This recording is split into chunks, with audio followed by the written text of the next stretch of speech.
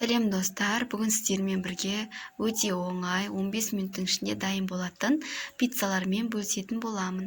Ол үшін менің каналыма тіркеліп, подписаться кнопкасын басып кетуді ұмытпаңыздар.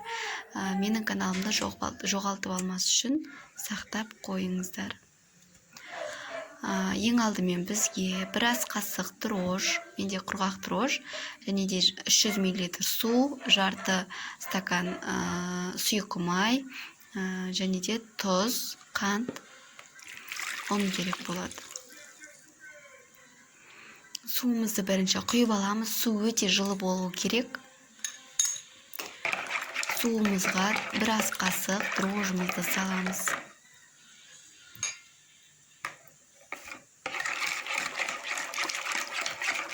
Кейін тұзымыз бен қантымызды саламыз.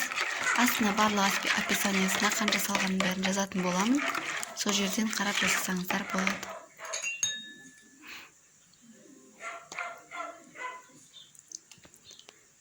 Жарты стакан сұйық майымызды құямыз.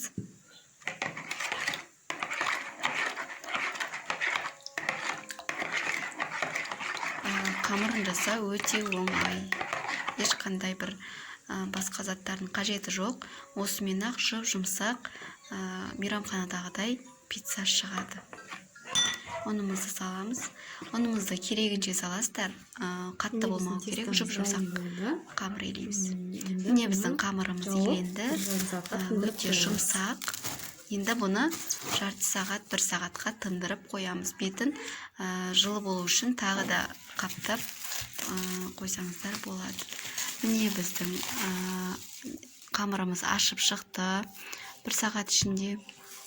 Міне осылай көтерілуі қажет.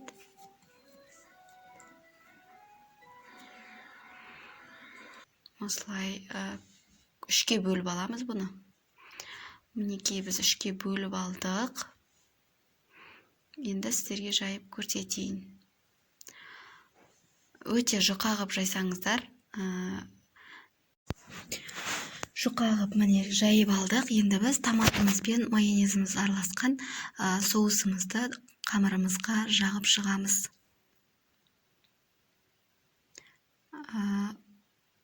Әдемілеп барлық жеріне жағып шығамыз.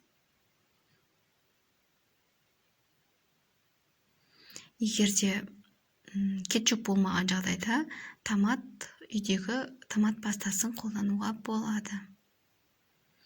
Міне осылай жағып шығамыз.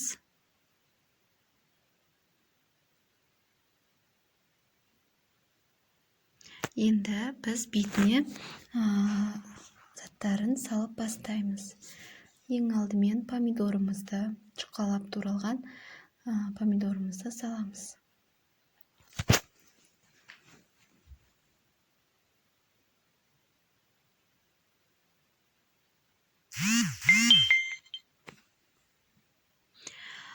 Кейін шұжықтарымызды саламыз.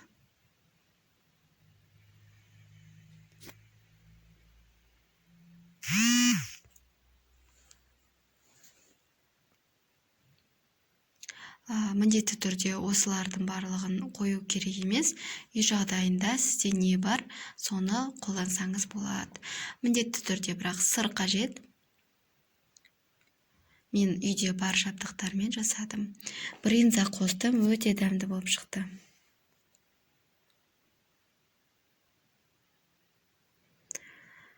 Енді сырымызды бетіне себеміз. Бұны жасап жатқан кезде сіздердің пештеріңіз қызып тұруы керек. Бірінші қыздырып алған дұрыс, кейін саласыздар.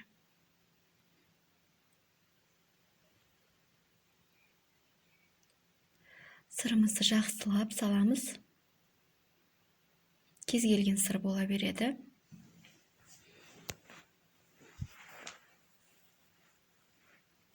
Енді дайын болды. Пешіміз қызып тұр.